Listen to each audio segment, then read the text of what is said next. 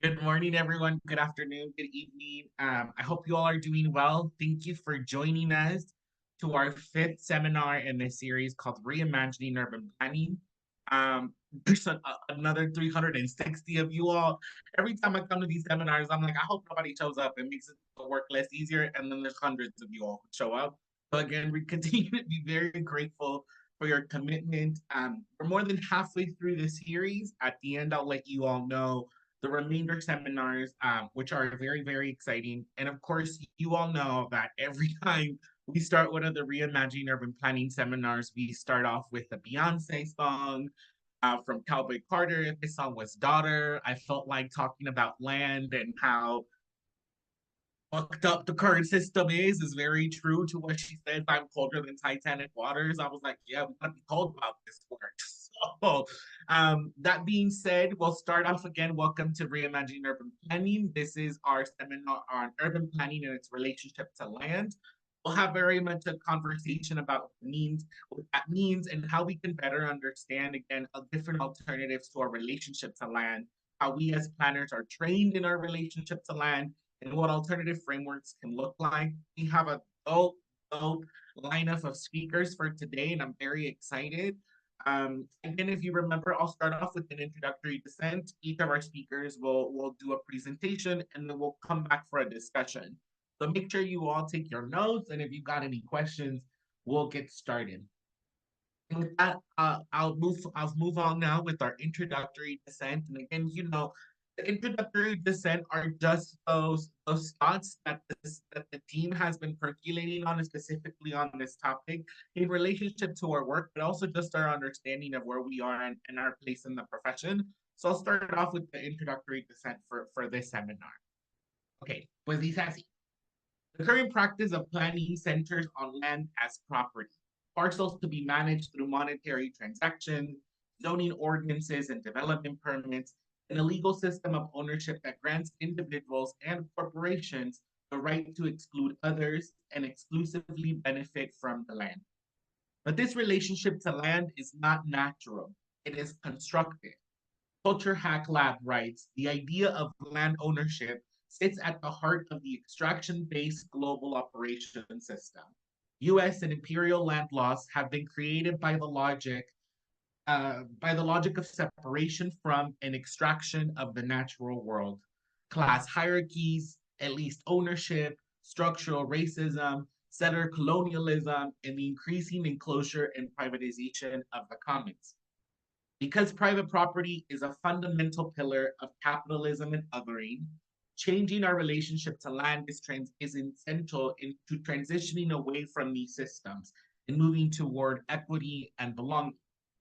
Among planners and the public, there is an increasing understanding of the histories of dispossession embedded in the land we live on.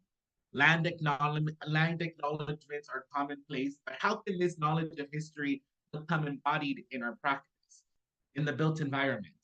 We can start by learning from the indigenous ways of knowing and relating to land, in which our role as people is to collectively steward, not individually own the land. How would this change the practice of planning? How would it change the shape of our homes, cities, boundaries between private and the public? The work of shifting away from transactional systems that commodify land is both an everyday and a generational project. In the present day, people are already creating alternative legal forms of community ownership, rematriating and stewarding land, rethinking their individual responsibilities as title holders, and building an ecosystem of practitioners centered around a broad vision of community stewardship that spans multiple sectors: public, private, and nonprofit. Movements, housing, labor, climate justice, and racial justice, and geographic scales from local to global. These experiments must fit within the current legal frameworks for private property while also trying to transform them. As one of our partners has said, we carried a bold anti capitalist vision. But to practice these ideals, it's as if we constantly need to accommodate, limit, and reform our models. Part of the work is to change these models as we go. We are essentially building our model into the structure we are opposing. Developing new relationships to land is contradictory and iterative. requiring ongoing reflection and creativity for new opportunities. Planners have an important role within this ecosystem. We are often positioned to be stewards of systemic and structural change, but stewardship is hard work. It requires not just collective visioning, it takes navigating our material realities amidst very real bureaucratic, political, and legal barriers. And furthermore, doing so in a way that can create openings for transformation that build toward a just future, one in which we are in right relationship with each other in the land. What does this role for planners within the ecosystem look like in practice? Surely the $1 million question of these entire seminars. How can we shift the planning field to bring more and more planners into the ecosystem? And again, the intention of these conversations is for us to continue to be critical. I don't know if at any moment in time, to be very transparent with you all, I think I continue to sit with more questions after each of these seminars, which is exciting. But the intention for these seminars is not to feel ostracized or also isolated within our work, but to continue to be critical. There's 440 people of you here who are interested or think similarly. So it's important for us to connect and hopefully together we can co-create some of these answers. And with that, I'm going to start off with turning it over to our first speaker, Paul Bell.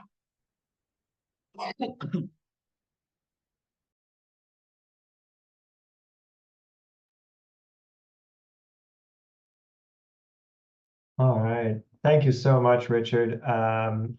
Thank you for that great introduction and the thoughts put into the session today. Just going to quickly share a screen.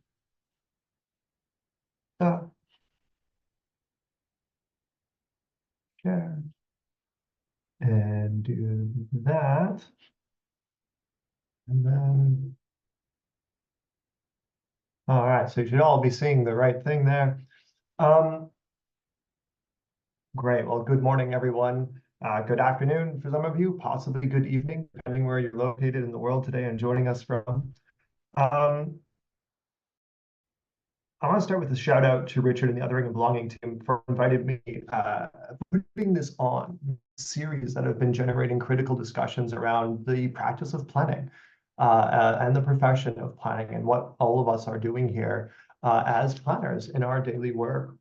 I'm sure there's more than just planners here, perhaps architects and engineers and folks who are just working in communities and working with people. And being able to have these conversations and a critical mindset driving new ways of thinking about how communities are being shaped is so important, especially right now where we're seeing this time of incredible conflict.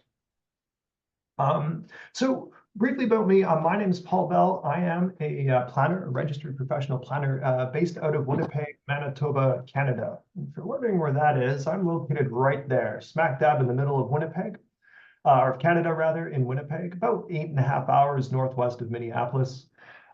This is Treaty 1 land. These are the original lands of the Anishinaabe, the Cree, the Anisinu, the Dakota, the Dene peoples, and the homeland of the Métis Nation. Winnipeg's water comes from Shoal Lake 40 First Nation in Treaty 3, and our electricity is generated in northern Manitoba in Treaty 5. Honoring these treaties is important for recognizing the historical and ongoing harms, and it's a commitment to reconciliation and cooperation with Indigenous communities and peoples who have been guardians and stewards of these lands since time immemorial. I work for a company called Narratives, Inc. as the place and community lead and senior planner. And our work is almost exclusively with Indigenous communities across Canada. My work is supporting community planning, territorial planning, residential school survivor initiatives, impact assessments, environmental planning. And really over time, it's become any task as needed by the communities we're working for. It's very ad hoc work. And the nations I've had the privilege of working with have spent considerable time and effort building their capacity to assert jurisdiction over their lands, seeking to protect those lands and ensure that development happening there is done in accordance with their values, with their laws, and also ensures that that development is something that they can benefit from as well. One of the chiefs refers to this as economic reconciliation. It's not just about land acknowledgements for them or, saying, oh, this is, Anishinaabe land. It's about economic reconciliation. It's what comes next for them. My hope today is that as I share my own story and experiences as a planner, and as my understanding of land relationships has changed over time, I used to work as a municipal planner back at the beginning of my career. I've now worked in the private sector and in territorial planning for nations. My hope is that you'll find at least one thing, some nugget of information or something that tweaks your interest, something that you want to take back with you to wherever it is that you are doing the work you're doing or having these conversations, so that we can continue the dialogue, continue the conversation after today. Much like Richard just said, I often leave these with just as many questions. And as I was preparing for today, I think I came up with more questions than I actually answered. My work today, my presentation today is going to focus on my work with Chemehuean and Cree Nation. They have been working to assert jurisdiction over their lands, and we started off with the development of a land relations plan, emphasizing relationship with land.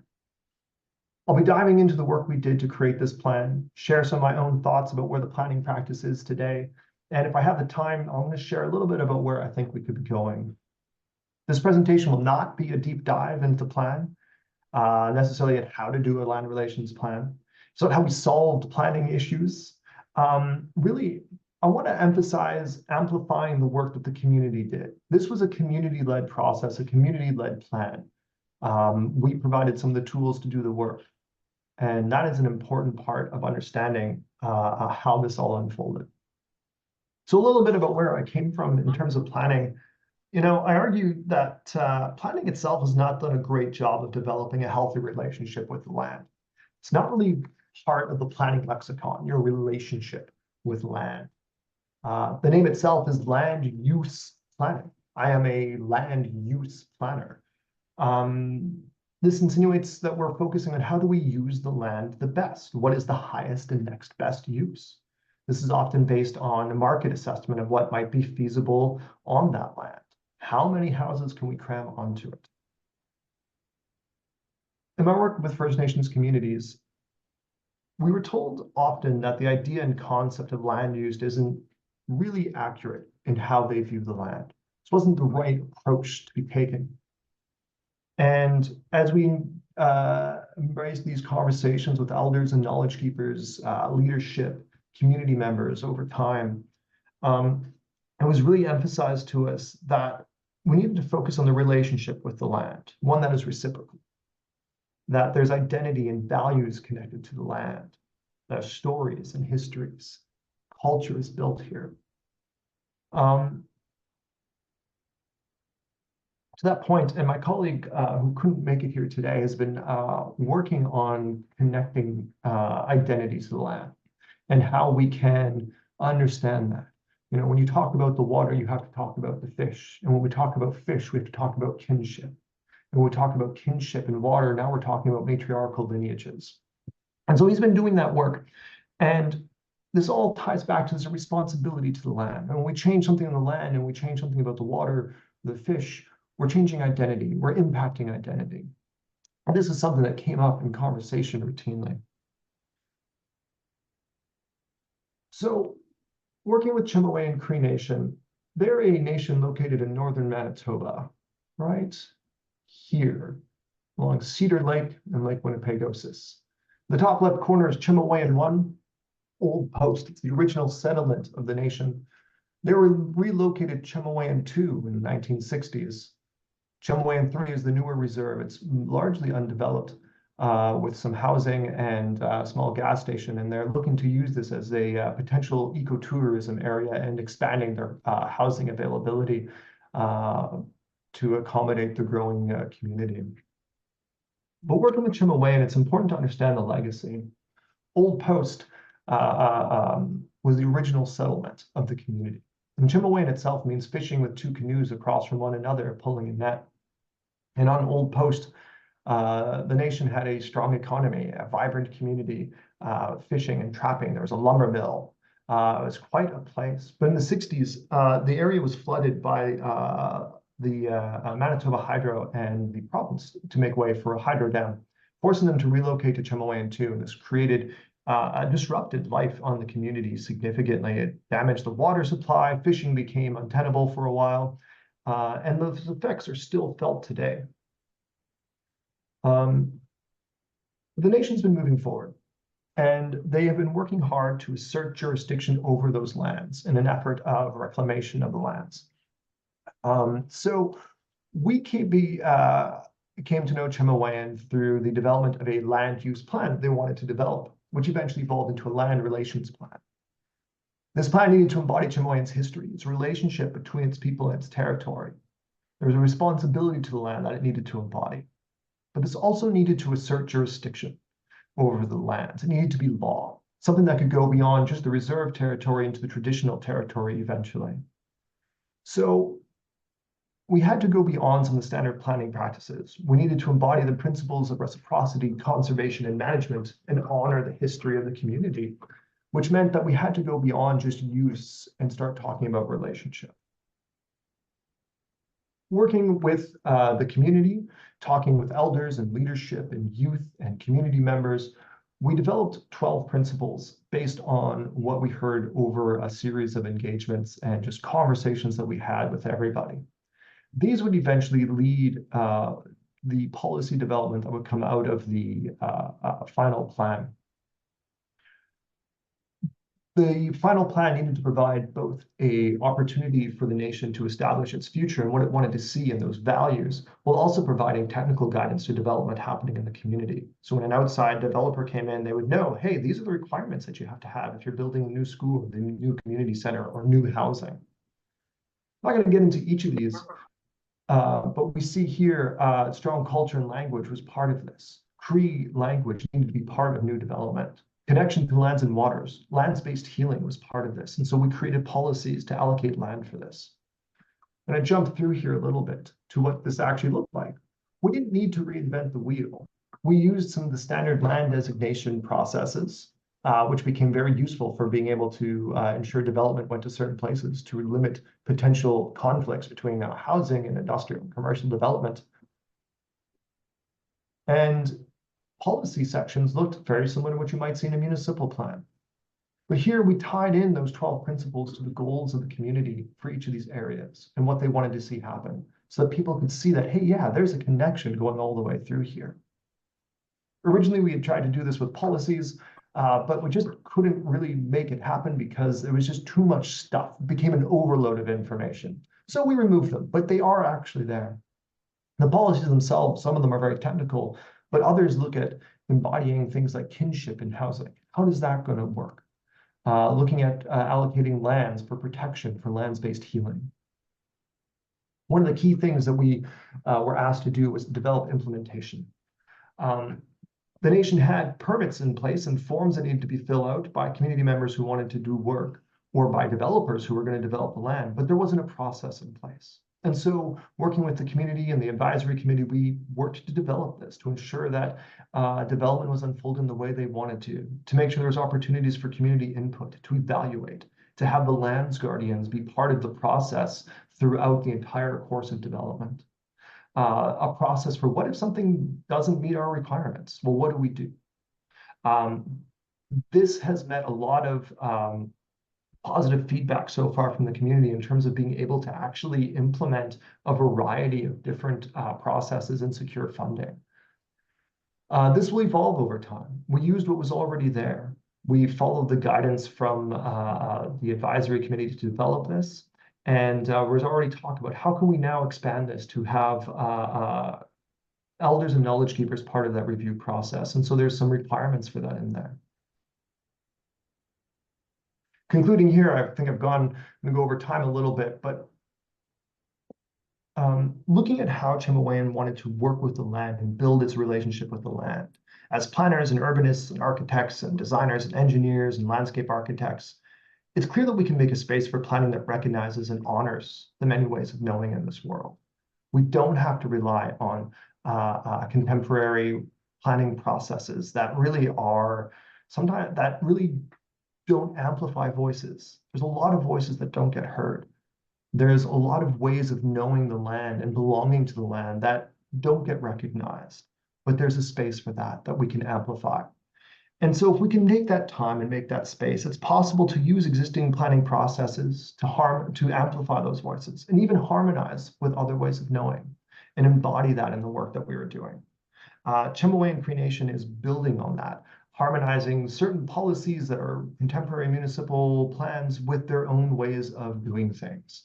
And over the coming years, I'm excited to see how that plan evolves over time. With that, I'm going to conclude my thoughts there. Looking forward to continuing this discussion. Thank you so much to the Othering and Belonging team and to Richard for inviting me today to share some of this work that's being done by Chemehuean. Thank you so much. Thank you so much for that, Paul, and thank you for sharing this presentation. Uh, with that, I'll turn it over to Oshan. Thank you so much for having me and for everyone for being here. I think this might be the largest Zoom that I've been a part of. So really grateful for that. I don't have any slides today. I'm just going to talk to you about what brought me here. I'm not a planner. I am a staff member and finance director of the East Bay Permanent Real Estate Cooperative, an organization founded in 2016 here in occupied Ohlone territory in Oakland, California. And the question from Othering and Belonging that brought me here today was really around what is community ownership? What are the benefits and challenges, and like really what does that look like? And it is quite a complex question. Community ownership, as far as I know, doesn't have a agreed upon definition. And so I wanted to explore that a little bit with y'all and share, what we're doing, how we're trying to explore some of these questions ourselves. So, even the question, like if we break it down, what is community? Who is community? I feel like when we talk about community ownership, it's almost a euphemism, the word community, for some more or less clarified definition of who's included in community and who's not, right? And ownership is similarly very multifaceted and up for interpretation in terms of what makes ownership important, right? One element of ownership is like equity, right? Is the way that we talk about ownership in a private company, for instance, or in this thing that's called real estate. You can own a share in a company and that makes you an owner, right? But if you buy a stock, you might own a share, but you don't have any say in what that company does. Same thing can happen in real estate. You can own a portion of a piece of land, a piece of real property, and that may or may not mean you have a say in what actually happens there, right? So on one side of ownership, we have like equity. And, the interesting thing with nonprofits, 501c3s, which is, one of the primary shapes that community ownership, as we're sort of imagining it takes, is that technically nobody owns a nonprofit, right? There's a board which governs the nonprofit, but there's no equity holders. You can't, buy a share to contribute to a nonprofit. It's just not allowed in our system, as far as I understand it. So one side of community ownership can be, or one side of ownership can be seen as equity. The other side is governance, right? And this is a super, also multifaceted and very interesting part of community ownership. There's a lot of ways that governance can happen with or without ownership, right? Like the board of a nonprofit is their main governance body. There's HOAs and other kinds of boards of different kinds of residential buildings that you may or may not be an owner and you may or may not be allowed to be on that governing body. So my organization, EBPREC, it's not my organization, I'm a part of this organization, EBPREC, and we are a multi-stakeholder cooperative attempting to create a structure that includes both an equity component and a governance component. And we have 4 different types of members. One of them is actually called a community owner, but it's not meant to be the only type of community ownership, if you will. That's why these terms get so confusing. So I wanted to share a little bit more about how EBPREC works, the East Bay Permanent Real Estate Cooperative, and then jump into some some other open-ended questions as well. So like I said, we have 4 different types of owners at EVPrec, owners or members. And some of our members don't actually even like the word ownership, right? They would rather be called community members or investor members as opposed to investor owners, just because of the implications that the word ownership carries, right? I guess I'm digressing a little bit, but we've come to terms, or at least I've come to terms with the fact that our model, like Richard kind of shared in his intro, some of the challenges with we are working within a legal and financial framework of late capitalism where real property is a thing. And for us, in order to do the work that we're wanting to do, we're okay, we're going to work within the system of real property. We are going to raise money and we are going to buy property. We're going to be on title. And that's the framework that we're operating in. And we have a lot of mixed feelings about it, as you can imagine. But anyway, so our first type of ownership is called community ownership.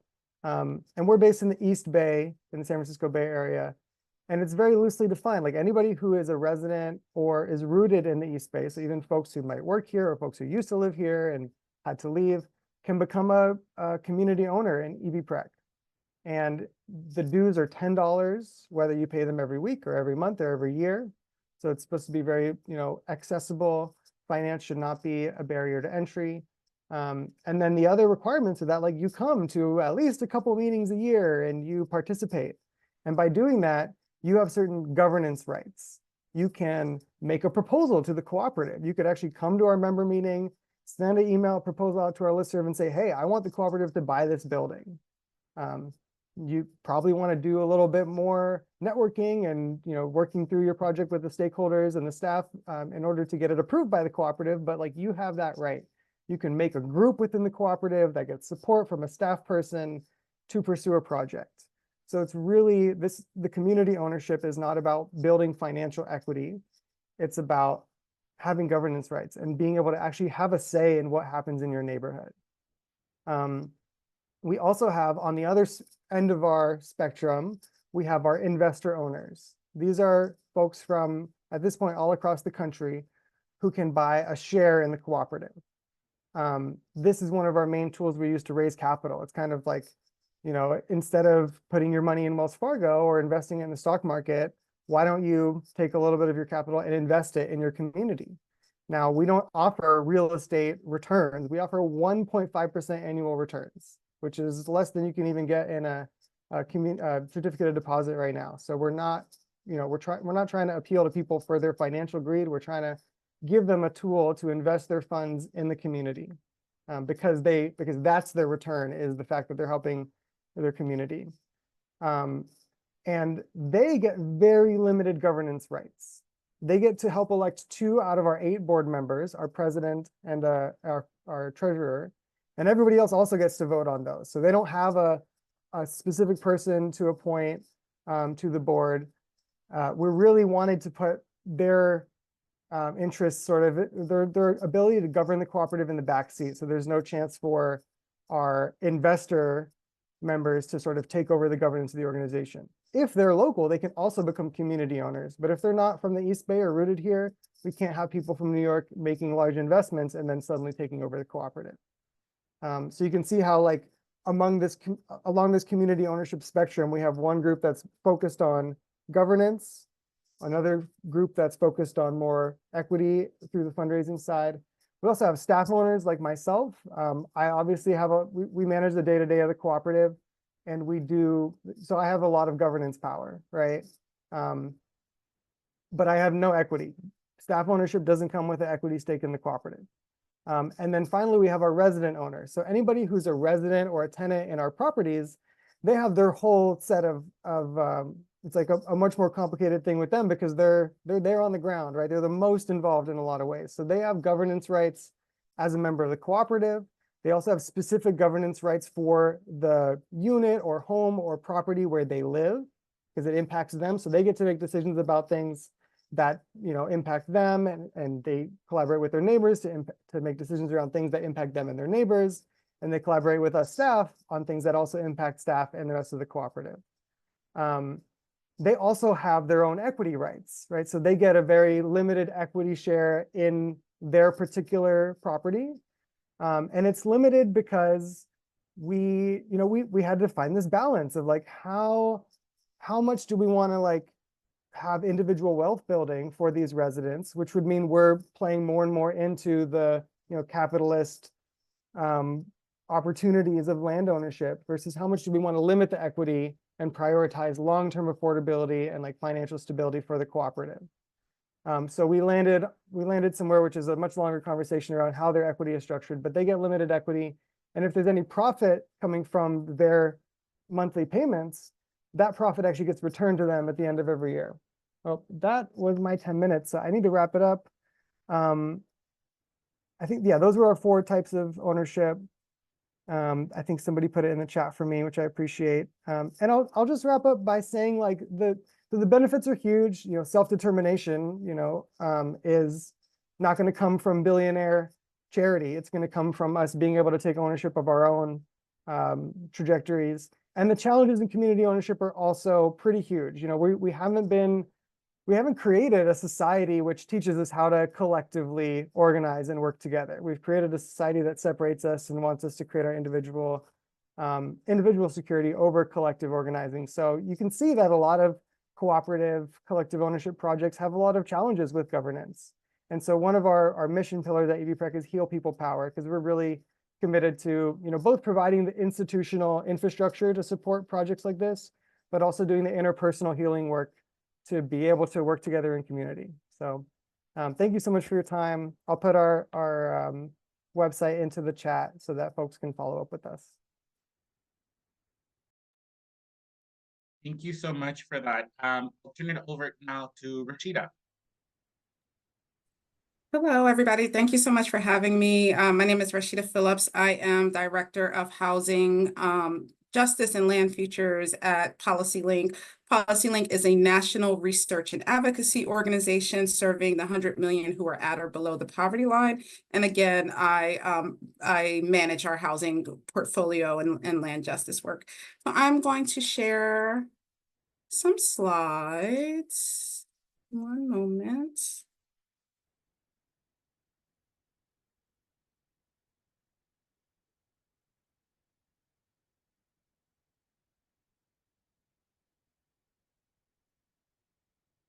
Okay, so I am going to be talking about sort of the prompts of this conversation around the issue of strategies for advancing reparative spatial justice. And just to start, the conversation started off with how are we reimagining our relationships to land?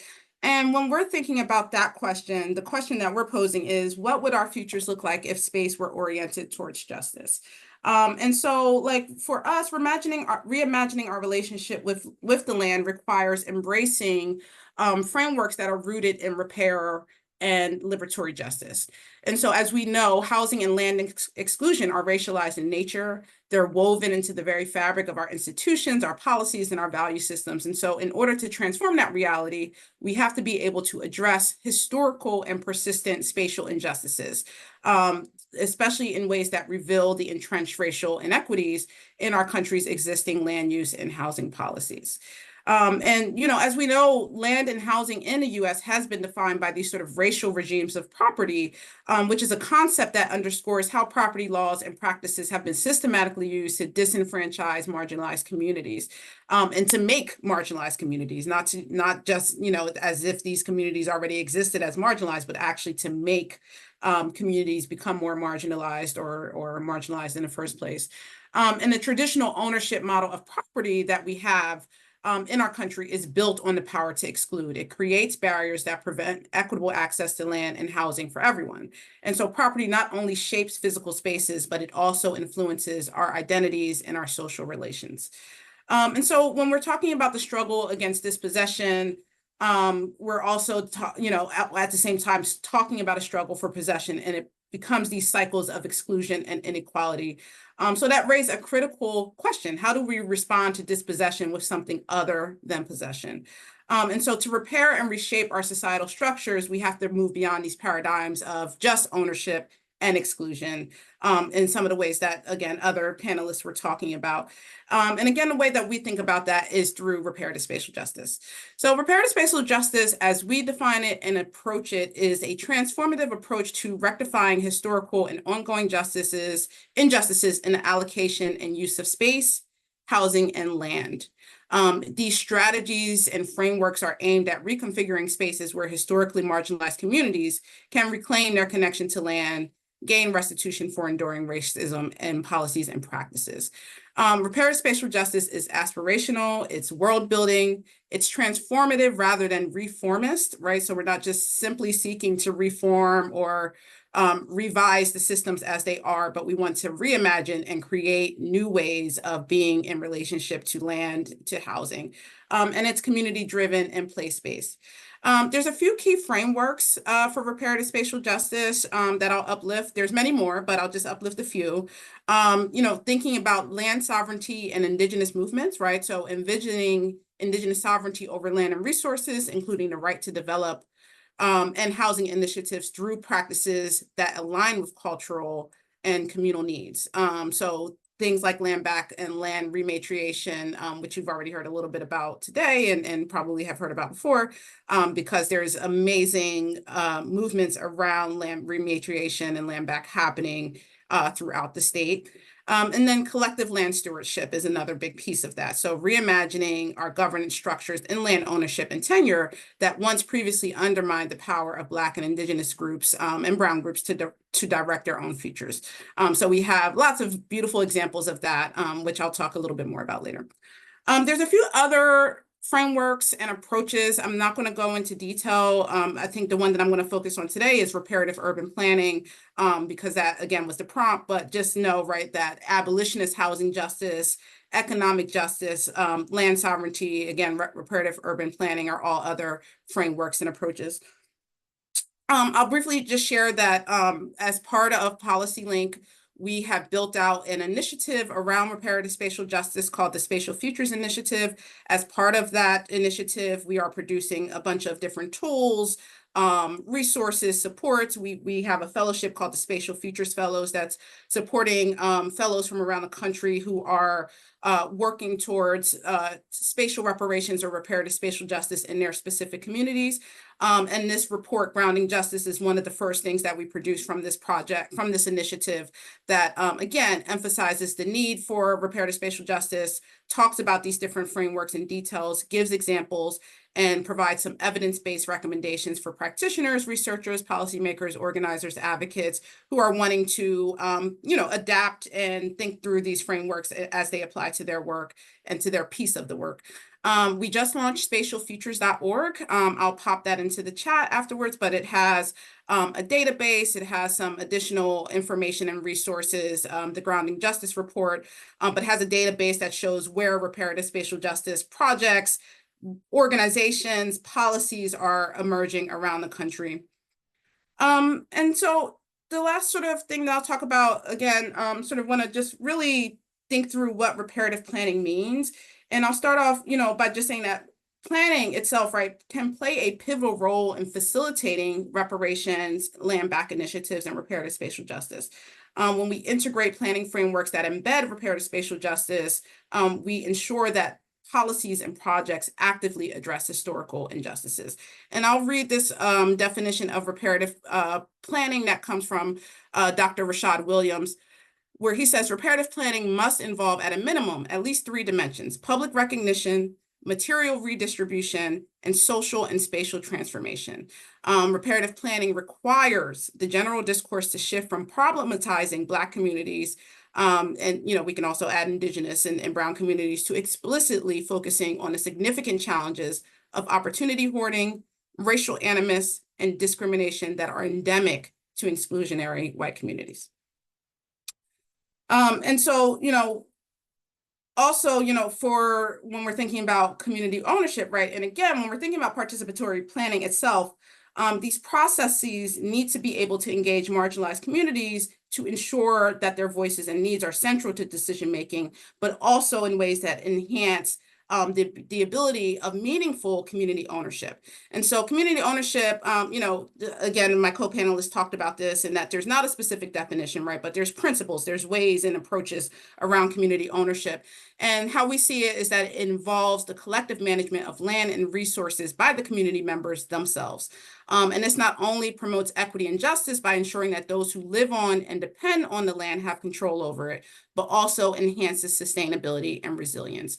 Communities are more likely to be able to manage resources sustainably when they have a direct stake in their health and longevity, which in turn strengthens resilience by providing stable housing, food security, and economic opportunities. And, part of what we're also thinking about in this work is how we trouble even that notion of ownership, right? And what that means. And, there's these other sort of frameworks around stewardship, responsibility, caretaking, right? Different ways that, the language helps. Language in some ways constructs our reality. So how we're calling a thing, right, and talking about a thing, and we're talking about ownership, right, is still brings us back to these sort of exclusionary ways of dealing with land and relationships. So how do we move from that, but also work within the world that we're in, right? Sort of what is that just transition, or that hospicing, as some of our fellows like to call it, between the systems that exist and the models and new ways of being that we want. And so again, some of these other ways of grappling with this is thinking about a reckon, repair, and transform framework, which involves dismantling current systems, creating new models for housing and land justice. For me, I'm also an Afrofuturist artist, and a person who engages with constructs of time and space, temporal and spatial imaginaries in the work. And so for me, I think it is really important, right, that we draw on Black, Indigenous, and Brown perspectives and imaginaries to envision and build our new spaces and futures. And then it also involves reimagining collaboration, innovating ways to collaborate with impacted communities to build that power, and then co-developing housing solutions. So I just threw a couple of examples up there, right, because these things can feel really abstract, but there are people who are doing this, right? There are communities, there are organizations, there are ways that people are experimenting with these models and different ways of again, planning for communities, building for communities, preserving what's already there, and ensuring that the people who should have ownership and control aren't displaced by the very same conditions that are happening. And so places like Africa Town Community Land Trust, which is based in Seattle, Destination Crenshaw, which is out in Los Angeles, where I'm based, Oak CLT, EB Prac, which is, you just heard from, Art Place CLT, which is based in St. Louis, Sagarate Land Trust, also, right? So these are places that are leaning into these models around reparations, reparative spatial justice, invoking spatial and temporal imaginaries of Black and Indigenous folks. Yeah, and again, these, also it involves decentralizing fiscal asset accumulation and closing the wealth gap as our foremost goal of housing policy, right? So often we hear about this closing the racial wealth gap. It's important, right? But should it be the priority when we're thinking about our communities and planning for our communities? Or should we be maybe focusing on intergenerational health, closing the health gap, closing the joy gap, all these other things that wealth in and of itself, if we're thinking about new worlds and liberated spaces where we can redetermine our relationships to land, we really have to question this notion of wealth and capitalism. And so, yeah, so decentralizing sort of that capital gain as our foremost goal in housing and land policy, and decommodifying housing.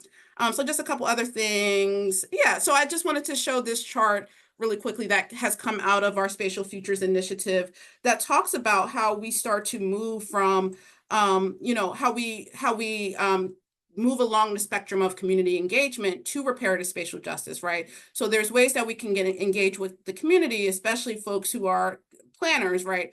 In ways that just check the box, or just, sort of create awareness, there's consultation, right? But that's a minimum. That's a bare minimum, honestly, right? And so there's more that can be done, and there's more ways to engage folks so that we move to meaningful co-governance, stewardship, reparative spatial justice, and at some point along the way, radical engagement, liberation, right? Where we're building spaces and frameworks of collective care that enable us to lean into the futures that we've collectively dreamt of.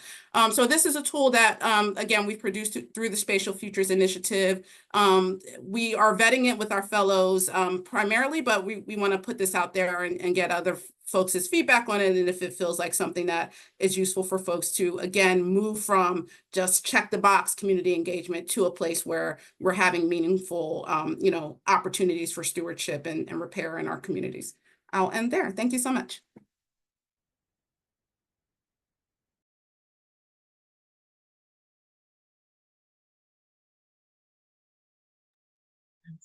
Sorry, y'all. I turned off the camera and the video, and I'm like, turn on the video, like I'm ready to go, but I forget to turn on the mic. But thank you so much, Rashida. With that, I'll turn it over to our last speakers, Caitlin and James. There's so many good things that's been said so far from all of our speakers. So I really hope that you have your questions ready. After James and Caitlin, we'll turn over to a Google conversation and discussion. So feel free to get your questions ready after we hear from Caitlin and James. Awesome. Thank you, Richard. Wow, Rashida, what a what a one to follow up here. We'll just kick it off with some introductions. I'll pass it to you, James. Hi, everyone. My name is James. I work for Richmond Land as essentially a communities coordinator. Hey, everyone. Caitlin Quackenbush. I am the former Partnership for the Bay's Future Fellow, and that meant that I had the great honor to work in really deep partnership with Richmond Land and the Community Development Department in the city of Richmond over the course of 2 years to co-develop, design, and pass an equitable public land policy that prioritizes community ownership. And that's what we're going to talk about today. And just briefly, if you're interested in learning more about the Partnership for the Bay's Future, what the heck it is, how it works, I'm going to drop a link in the chat. And there is recruitment going on right now for the next round. So if you're a community partner or government jurisdiction interested in co-creating housing justice policy, or if you're a practitioner who wants to maybe work as a fellow in this space, check it out. And I'm just going to intro Richmond Land. So Richmond Land is on occupied Ohlone territory. It's we really are focused on the city of Richmond and Western Contra Costa County, well, mainly at this point, North Richmond, which is not part of the city of Richmond. It's technically unincorporated Contra Costa County. And so that has been the focus of our work. We are in process of, we've been able to acquire some land sites, former public housing land sites in North Richmond of the Los Deltas Public Housing. And we've also been able to do a preservation acquisition project of a triplex in South Richmond. We're still finding our bearings, but we always love to get connected with more folks. So if you're interested in land trust work in Richmond and Contra Costa County, I'll put my email. Don't hesitate to reach out. Awesome. And now I'm going to share my screen just briefly, just run through a little summary of the policy work that we have been doing in Richmond before we dig into some of the really good stuff around community ownership. So as I said, I was, as a fellow, been working with both the city of Richmond and Richmond Land, James in particular. And I love the framework you just shared, Rashida. I think that we embodied a lot of co-creation in this policy process and are moving towards this co-governance model, is my hope here. So we co-designed with community members and through the leadership of Richmond Land and equitable public land policy. I'm going to move through these quickly so we can focus on the good stuff, but these were the key policy goals set out from the beginning. We were really focused on maximizing public good on public land, preserving long-term affordability, ensuring generational housing security, and preventing gentrification and displacement, and proactively. And so an important note to make here is that in the city of Richmond's context, there is a significant amount of publicly owned land that is vacant and not being used for anything. Comments that came up a lot in our community organizing efforts over the 2 years is like that site on 16th and McDonald has been vacant my entire life. I had no idea it was owned by the government. I had no idea we could do something with this property here. And so that's sort of the context in which we are working, and wanted to think about the opportunity to shift what's happening on vacant land, but also think critically about public land and public good and community ownership. And so just to move us along, here's a list of different things that the policy does. So, some basic stuff around setting standards and maximizing affordable housing, codifying anti-speculation measures, ensuring a commitment from the city to land discounts, which will help with financial feasibility of constructing housing. But what's core to this policy is that we have baked in that the city of Richmond is giving preference and priority to models that ensure permanent affordability and community ownership. And so the city of Richmond is now prioritizing on its vacant, not currently being used public land, the development of these alternative models for how ownership happens and how affordable housing is guaranteed for the long term and for generations. We're in the midst of figuring this out, right? So we've passed a policy. We came out of 2 years of this co-creation process. We're now figuring out how to capture that in a request for proposals that will be launched later this summer. We're standing up a review committee of city residents that will review the development proposals for what will happen on this land. And we will practice through this first round of implementation what it looks like to try and prioritize through a selection criteria models that ensure community ownership and permanently affordable housing. So we're in an experiment mode. And another thing that you said, Rashida, that I think is relevant to this moment that we're in Richmond is that sort of this tension between transformation and reformist models. And I think we're in that tension, and there's a lot of opportunity to push towards transformation, and there's a lot of push for something that's less than that. And so it's just it's an exciting moment to be in, and we're gonna see how it goes. I'll drop also in the chat a link to the city's website, the current policy, and that's where you'll see updates, including a map of all currently vacant public land, surplus public land, as well as the RFP when it comes out. And I see the chat popping off, but I can't look at it right now, so I'll check it out in a second after I pass it over to James. Let's see, I guess this is just a little bit more about the community engagement, and I'll pass it over to you, James. And so I'm pretty much here. This has actually been very helpful for me because, community ownership is the question of the day.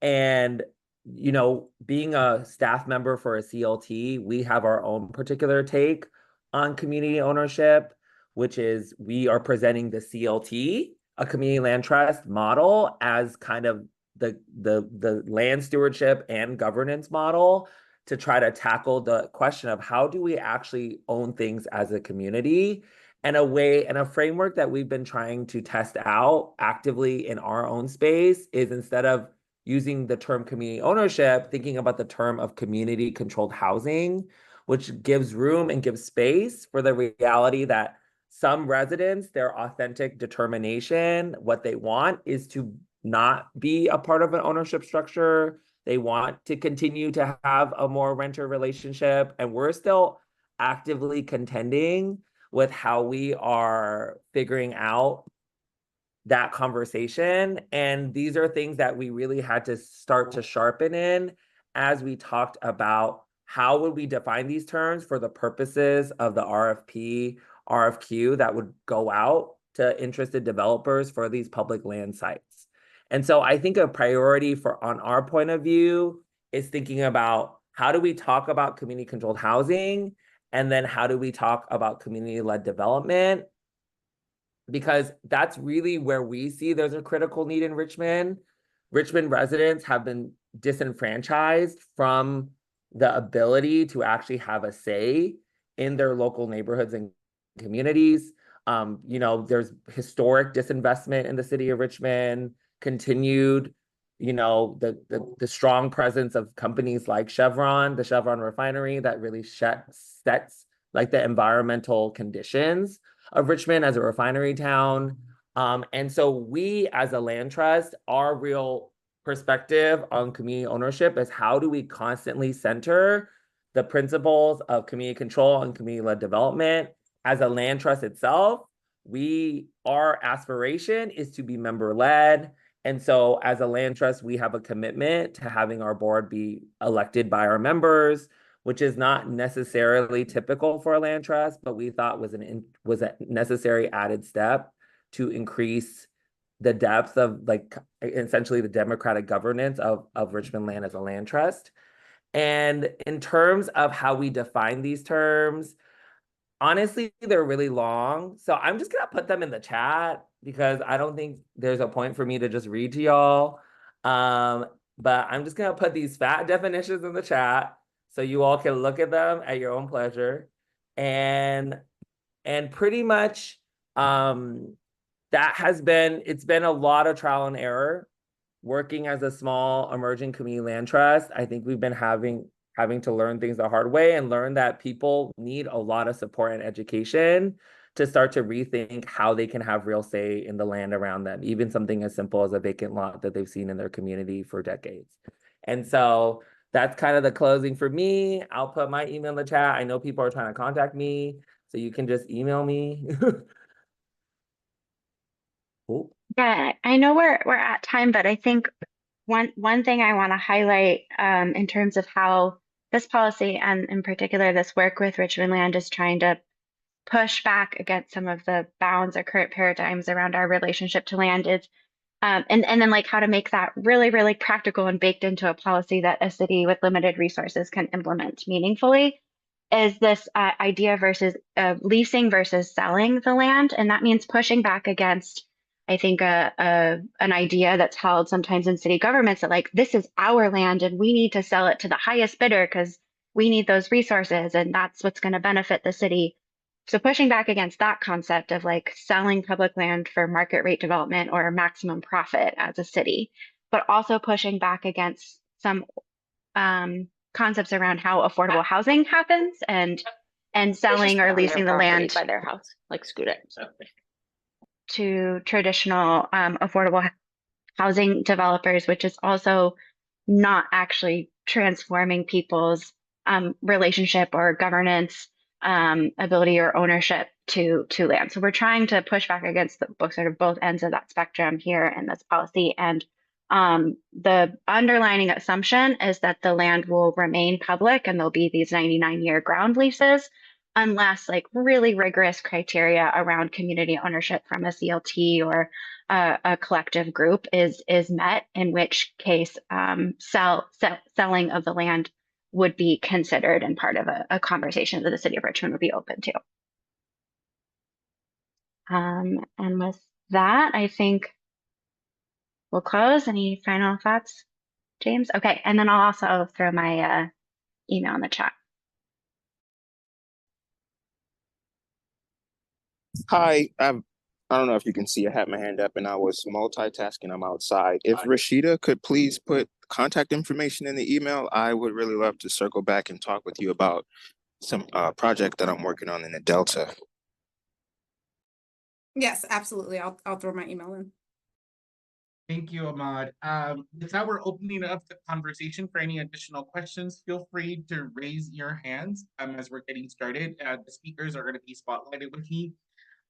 So many good things came out. I think one of the things that I was sitting with as we're having this conversation is in some ways, and thank you for talking about community ownership, and community ownership feels like that organizing that happens within the system, right? Of like having to figure out what are our options, what are the best possible ways to work within the system. And so much, I think, what we've been calling for, and thank you, Rashida, for bringing in the Afrofuturist framing into the conversation. And it's exactly that paradigm shift. Listen, folks know at the Institute that I'm ready to burn shit down. Like there is just no more time. There is a need for urgency for really to reimagine the way that we're having these conversations about land. And so I'm curious to hear from you all what is stopping. I mean, so many things that come up, right? This is a multi-issue, it's a multi-framing of it, right? Like you cannot change our relationship to land if you're not anti-capitalist, right? You cannot change your relationship to land if you're not like doing work to dismantle white supremacy. It's such a multi-issue conversation. So I'm curious to hear for you all, what do you think is that is needed to continue to shift the paradigm? Yes, we can start at the model of community ownership. A lot of you brought up that, are we even talking about ownership and how do you manage that conversation? If this is a first iteration to this completely sort of paradigm shift, what is the second iteration, or what is next to push the paradigm a little bit more into spatial reparative spatial justice in the way that Rashida framed it? Thank you for that. And I see hands in the chat, so I'll start off there if folks want to mingle on that. And then what I'll do is, yeah, let's start there.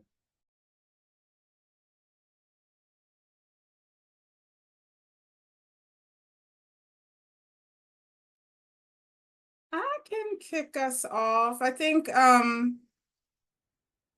lots of things, right? But the thing that's coming up for me is trans movement solidarity is extremely important. It is important that we, one, recognize that this work is being done, right? Like, again, there's examples of this work happening. It's not a remote, abstract way of doing the thing, right? You have examples of CLTs and other models that are leaning into reparative spatial justice. There's policies out there, there's lots of things. But I think the key is, again, that trans movement solidarity. Like if we are not talking to each other, marginalized communities, if we're not organizing together, understanding the ways in which our struggles are wrapped up, it's just going to continue to be siloed out, and we're not going to make progress on shifting or transforming the models, because the model relies on us not talking to each other and being isolated from each other. And that is how it proliferates and continues to build. So I know that's a somewhat simple answer, but I think it's really important. And it's something that with our fellows, we've been working towards, especially thinking about the issue of like reparations and repair and how we do that on Indigenous land, right? And like, especially for me as a Black person and working in Black communities and working in all kinds of communities, but that question continues to come up. And part of the answer to that is trans movement solidarity. Thank you for that. Only because I see a lot of hands raised. I'm just going to go straight to folks. We can have conversations later about what I asked, but I'm going to take Willow and Aida. If you can ask your questions, please, and then I'll leave it to the panelists to answer any of the two. Thank you so much. My name is Willow Curry, and I am, I guess, a self-taught planner. I'm working on doing a housing and climate resilient development in a neighborhood in my city, really just by getting together funds from people who have them and buying back a piece of urban farmland into public ownership. And I wanted to raise the question, and I think this relates to the idea of ownership versus more transformative models. I really don't want anybody to own, like, I don't really want it to be owned by anyone. Like, I think it's more of a question of, or the hope is to reclaim the commons, like this is owned in common, but obviously the laws don't work in that way anywhere here in the US. Somebody has to own it.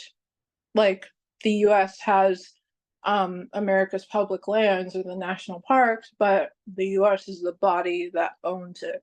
So I'd really like to hear perspectives on how we, as non-government, like we're not government, maybe that means, does that mean like I don't know, seceding? Like what? Yeah, what are some visions for that? Thank you, Willow, for your question. Aida, if you can ask your question, then I'll turn it over to our panelists. Hi, thanks for this. I love OBI and I used to be an intern there. My question is kind of sort of tangential. I definitely echo the issues with intersectionality. I just read the Audre Lorde quote about there's no single issue lives. But I wanted to ask more so about zoning. I feel like that's a big thing that I don't really hear from leftist groups at all. And it's like, I think the most overwhelming and foundational issue that I find like as a kind of basis for imperialism and colonialism, as well as when maps are drawn up of tracts of land, how, you know, things like single family zoning is a big thing, but zoning in itself and how you know, things are deemed either open space or not, and then wildlands are destroyed. You know, places are deemed commercial or residential. Like how can we learn more about how these decisions are made or how we can get involved? Because I feel like these are the very much overlooked decisions that are incredibly impactful, and they impact all of our planning, how we live, how we interact. And I feel like that's a movement that really needs to be dove into and risen up to the surface so people can see, you know, the tools in the master's house that's been going on. Thanks. Thank you. I open it up to you all to answer some of those questions. Hello, I'm Tamara, and I'm a planner professionally. And thank you so much for your question. That one is very tricky because I think that there is some like legacy zoning that happened when land was taken, and then, you know, people rezone things to make things more profitable. There are the district lines that get drawn that are separate from that. But zoning, like right now, I don't know, before it happens through land studies. And then there's certain federally regulated wetlands that then get deemed as open space if they're not developable. But the zoning also is impacted by logistics, market pressure, industry. There needs to be enough land for employment centers. So it does get very complicated. And it's something that, you know, there's definitely that recognition that historically it's been based in a lot of exclusionary practices. Some of it is for health and safety, such as separating industrial land from residential land. But then we see these maps where people of color live in areas where there are high polluting industries. So I think there are multiple policies that would need to change in order to get things into a better place. But that's just my small piece of the discussion. I'm sure there's a lot of other layers. Thank you for that. Anu?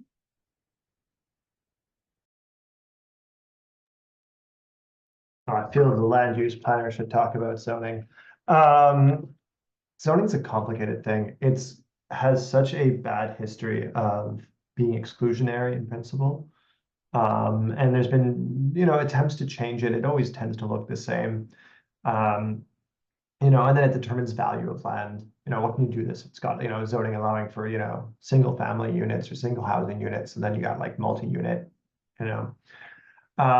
So in the work we do with Chemawayan, we still kept with like the land designation principles. There was a few reasons for that, for the work that we did. Part of that was making sure certain areas were protected for certain types of activities. That was something that was made very clear to us that we had to do that. Okay, great. The other element was to channel certain types of activities to certain areas for maximizing investment. So one of the challenges that Chemawayan faces is piped water and piped any kind of pipe services.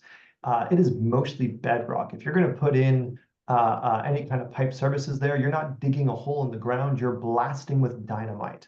That is the only way to put pipes in. So now we needed to create a way to make sure that certain types of development were being put in places that could make the best use of their piped water services, because the cost was astronomical. And so that became a really interesting challenge. So we wanted to make sure that housing was organized and phased in a particular way that didn't cost them exorbitant amounts of money. You know, while there's a preference for single units in some places from a lot of people, being able to throw in a 8-unit development or a 16-unit multi-unit development somewhere, a building, suddenly reduced the cost of putting in a pipe to service all those houses significantly. And so we tried to use development planning like that a little bit, but making sure it was also very open-ended at the same time and not overly rigid. Zoning tends to be very rigid. Development plans tend to be very rigid. We tried to avoid that so that council, whose prerogative is build housing, build schools, build stuff for the community, always had that flexibility in there. I don't claim to have solved the issue. We created some processes. They seem to be working well. And we created opportunities to review that in time. There's some really interesting ways of looking at zoning as well that Japan uses. I encourage people to look at that as well.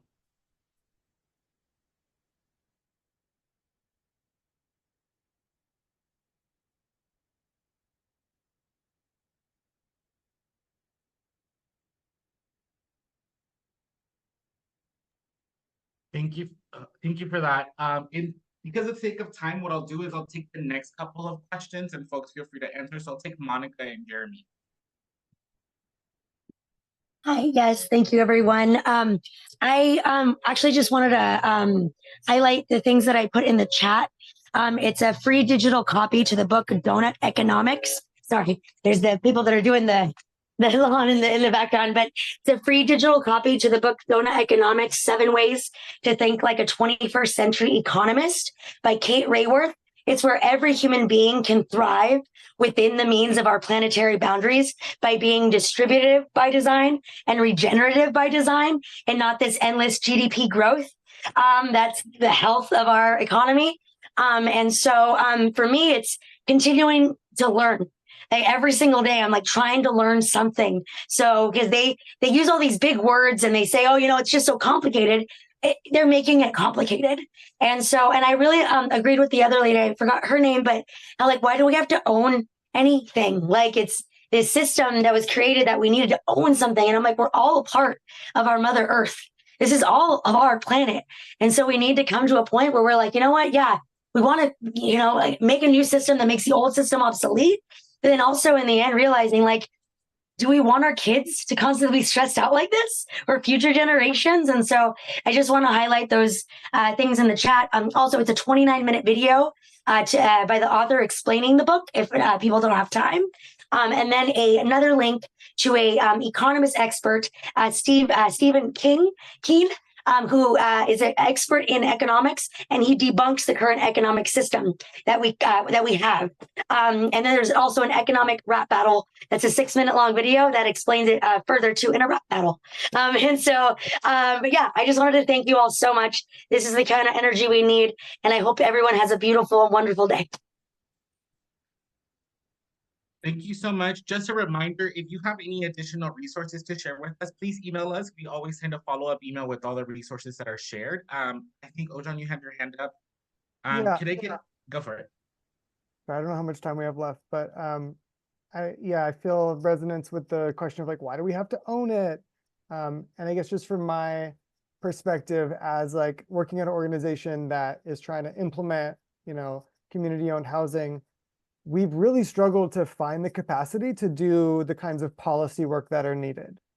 I think it's probably, and I don't know about like the CLTs in our community, but I feel like generally we have barely enough capacity to understand the policy that's currently being passed and like the funding sources that are available out there, much less the policy to like lead the transformation of the real property system in the country. But I think we would get behind those kinds of things. There's definitely like a challenge because we develop a lot of inertia and invest a lot of our time and money in our like solutions that are based in the current system.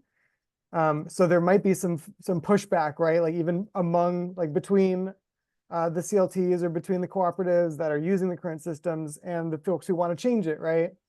But ultimately, we're on the same side, and we need to organize together to make policy changes, because that's like a policy question, right? And I think there needs to be like just like Rashida was saying, to like working coalition, also, you know, which is also really hard for all of its own reasons and capacity, but bringing in you know, folks who are not on the ground like trying to do the like let's try to save this particular house, like those people can't also be the people leading the policy work, because it just needs so much capacity on top of that.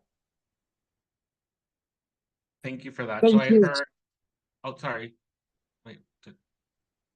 I was just saying thank you. Jeremy, I'll take Jeremy and Jose and then we'll move on. I was like, y'all, I was like, the seminar has so many questions this time around. Thank you. Yeah, really, really fun conversation. I'm Jeremy. I work in some of California's highest cost suburbs, largely in San Mateo County, trying to address the housing shortage. And it's just the things you're talking about are so far from where San Mateo County is, but it's something to think about and work toward. I have a very specific question about the Squamish Cenoc development in Vancouver. I posted in the chat. This is a 6,000 unit development being built in the Squamish lands in the city of Vancouver. It's 80% market rate, 20% affordable, and 250 of those units are set aside for Squamish tribal members. And I'm just curious for the perspectives from the panelists, like how do developments like that fit into the models you are discussing for tribal relationship to land and also anti-capitalism?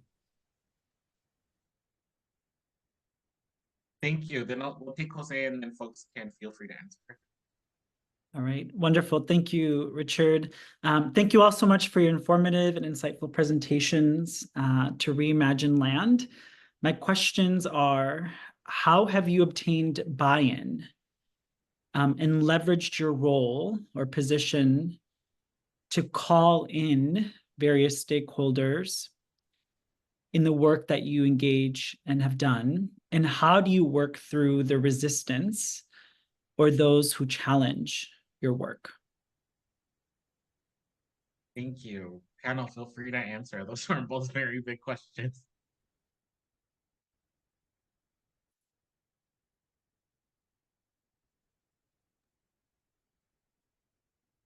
I'll just start first with a little bit about the Squamish project. Being the resident Canadian on the panel, I love what's happening in Vancouver. That project is phenomenal. And I think it'll be quite transformative too. And I know there's a lot of opposition to it in Vancouver, and I'm excited to see how it materializes. These sorts of opportunities at the end of the day, we are in a capitalist system, whether we like it or not, we are. This is an opportunity for a nation that has been told you cannot do these things time and time again to do these things. I can't speak for Squamish, but I imagine that's how those dialogues have gone, because that's the dialogue I've seen happen in other communities I work in. Here in Winnipeg, we have another one that's happening, project very similar to that called Nawe Odina. I'm not part of that project, but it has been transformative for the 7 nations that are part of that urban land and urban reserve. It's huge. And seeing the transformative power of this to be able to say, this is our land, and we're going to drive economics with this. They're going to redevelop this area into something that has been basically abandoned for a very long time and has an opportunity to provide immense housing for a community that needs housing, not just for the nations, but for Winnipeg. So I'm interested to see how the transformation happens there. And that's what I think we're going to see happen. As for the question about resistance and challenges, and what a great question. I have been fortunate to not have encountered too much resistance in the communities that I work with. Where I have had resistance has been at the government level. A lot of my work involves being a go-between sometimes between nations and governments, and the resistance there is extreme. And it's a lot of painstaking negotiations and just looking for those little cracks. And when they happen, just use that as a wedge, put your foot in there, whatever it is you can wedge in there, make that space. And then the nations have an opportunity to go to the table and have their voice heard and amplified. It takes resilience, it takes time, it takes an incredible amount of patience. But slowly we're seeing attitudes change, and it needs people every single day having these discussions to make those wedges wider and wider and wider to the point where they can't be ignored anymore. I can jump in. Oh, sorry, Richard. I can jump in quickly on the buy-in question, and it's not a profound answer. Organize, organize, organize, organize. Which James can speak to, has been doing the deep relational work of organizing with residents for years in Richmond. The other piece, which is also organizing, and I'm excited that there's a lot of planners on this call. There's a lot of people on the inside, right, doing the technocratic work, but who are also, it seems like, values aligned with this transformative project. So finding those folks on the inside who are values aligned, who will be your partner on the inside and maybe even insurgent in the ways that you need to move the work. And I think the little thing I want to add is that everyone's thinking about land. It is an issue everyone cares about. Everyone is feeling increasingly shaky and like vulnerable to being expulsed and dispossessed. So people care. It's about like reminding them of the stakes and bringing them into a shared project, right? So I actually think land is a relatively easy thing to buy into. I think the process is really difficult because we don't have the concrete tools or language on how to really do this besides all these little experiments that we're doing. Yeah, and the thing I'll just quickly add is, in addition to everything that Paul, Caitlin, James said, narrative strategy is extremely important, and it's a part of the organizing work as well, is having shared narratives.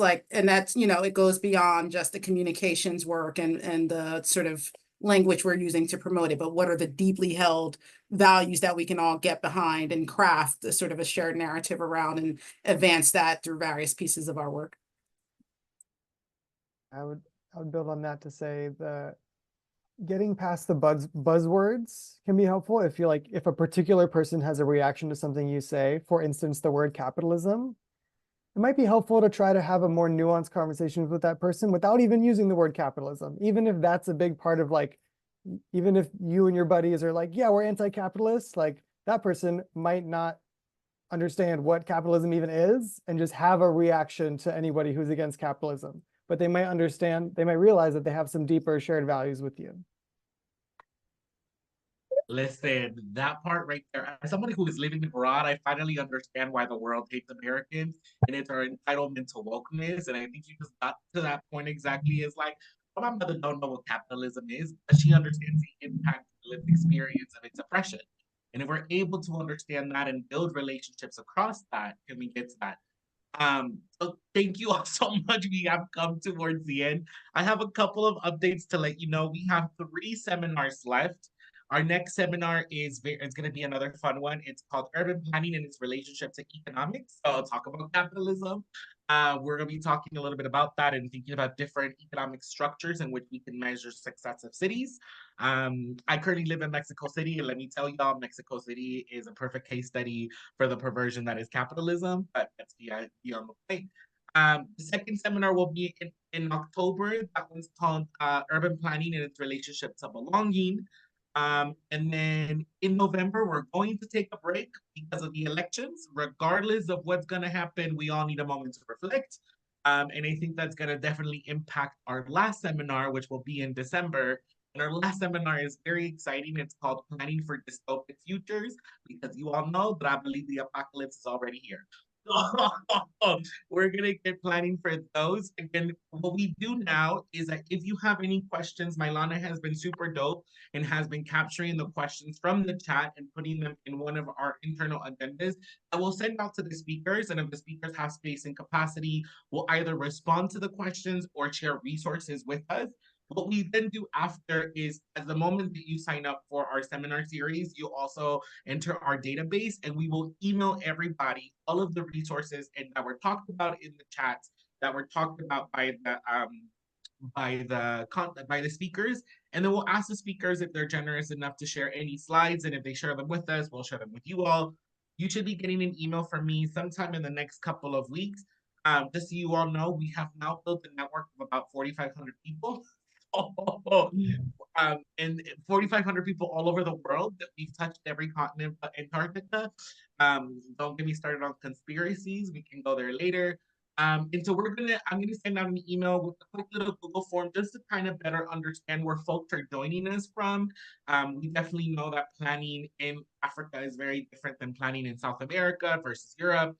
And so to better understand where we can take this series, we now know that this is an initiative at the Institute that we'll continue to think about and grow upon, but we want to understand the network to better know how we can better cater the seminar for you all.